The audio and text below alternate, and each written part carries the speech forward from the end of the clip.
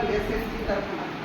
దాన్ని అంతటితో మనకు అక్కడికే సరిపోకుండా ఒక ఇల్లు కట్టుకొని పిల్లలు చదువుకుంటారు చాలు అనేది అనుకోకుండా ఇది నడుస్తుంది. రోజుకు ఒక 500, 1000, 1500, 2000 వస్తుంది అనేది కాకుండా దాన్ని ఇంకా పెంచాలంటే ఏంటిది, ఎస్హెచ్జి నుంచి ఎంఎస్ఎంఈకి కన్వర్ట్ కావాలి. మైక్రో స్మాల్ అంటే సూక్ష్మ చిన్న తరహా పరిశ్రమలుగా ఎదగాలి. చిన్న ఏదైనా కావచ్చు, టైలరింగ్ కావచ్చు, ఇస్తరాకులు కావచ్చు, చీప్ లెటర్ తయారు చేసుకుంటుంది. అది కొంచెం బల్క్గా చేయాలంటే మనకు అన్ని వసతులు ఉండాలి, టాలెంట్ కూడా ఉండాలి, ఇంట్రెస్ట్ ఉండాలి, టాలెంట్ ఉండాలి. టాలెంట్ ఉంటే ఇవన్నీ సమకూర్చవచ్చు. నేను 2002లో ఎలిక్కి ఒక ట్రైనింగ్ పోయినప్పుడు నేను లెక్క పెట్టినప్పుడు 10-12 యూనిట్లు ఉండేది. ఇవాళ 35 ఎకరాల వేస్ట్ లేకుండా మొత్తం మహిళలే.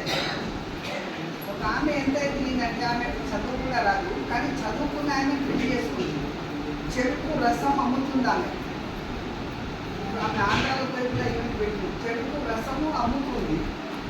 చెరుకు అంటే చెరుకు పెట్టి జ్యూస్ తీసి గ్లాసుకి అప్పుడు 5 రూపాయలతోనే అమ్ముతుంది. ఆమె ఎట్లా టాలెంట్ వచ్చిందంటే దాన్ని ప్యూరిఫై చేసి సోడా బాటిల్ ఉంటాయి కదా, దాంట్లో నింపి క్యాప్ పెట్టి స్టోర్ చేసి కూడా తాగవచ్చు. అంటే అక్కడితో సరిపోకుండా అట్లా ఎక్స్పెన్షన్ చేసి ఇప్పుడు ఆమె ఎక్కడికో ఎదిగిపోయింది. అట్లా ఈ యొక్క ర్యాంప్ ప్రోగ్రామ్ యొక్క ముఖ్య ఉద్దేశము అది. అయితే నేను జనరల్ మేనేజర్ ఇండస్ట్రీస్.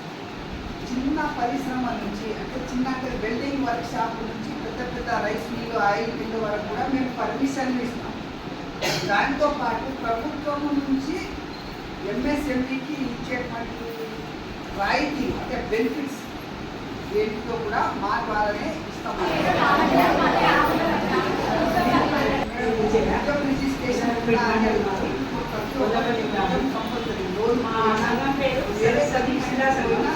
అందులో నేను సభ్యురాలి. మా కంపెనీ పేరు అందులో సభ్యురాలి. ఇక్కడ చెప్పుకోవాల్సిన ఏంటంటే చాలా సంవత్సరాలుగా టైలరింగ్ పనులు చేస్తున్నాను. పిల్లలకు కూడా నేర్పడం జరిగింది. అయితే వచ్చేసి నేను ట్రైనింగ్ కూడా తీసుకున్నాను.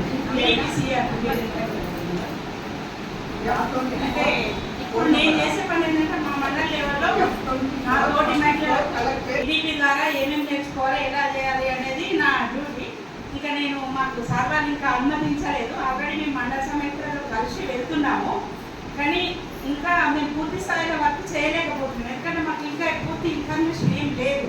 మేము ట్రైనింగ్ తీసుకున్నాము, అందరు కలిసి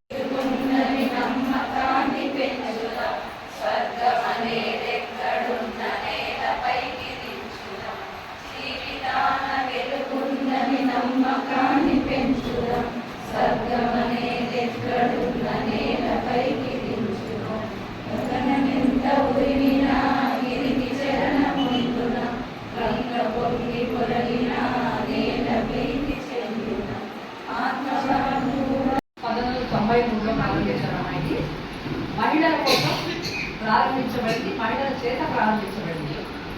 అయితే ఎందుకు అవసరం ఏంటొచ్చింది? మహిళలకి చాలా సంఘాలు, సంస్థలు ఉన్నాయి కదా. మహిళల కోసం సంస్థ మళ్ళీ ఎందుకు అవసరమైంది?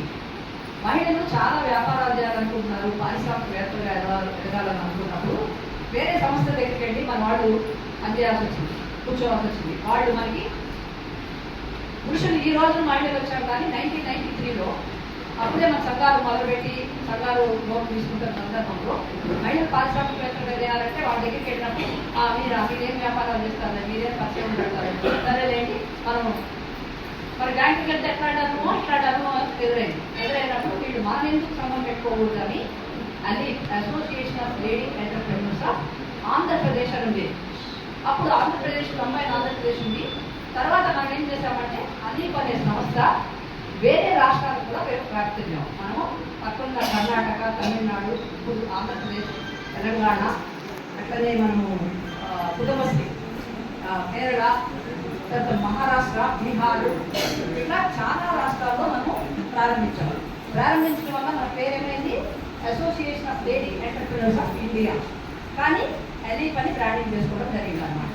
ఈ అలీప్ అనే సంస్థ అన్ని ప్రారంభించి తర్వాత మనము వాళ్ళకి ఏం అవసరం ఉంది, చాలా మంది ఇండస్ట్రీ పెట్టుకుంటున్నప్పుడు ఏం పెట్టుకోవాలి, ఎలా పెట్టుకోవాలన్నప్పుడు తర్వాత అది ఇంక్యుబేషన్. నీతి ఆయోగ్ నుంచి ఇంక్యుబేషన్.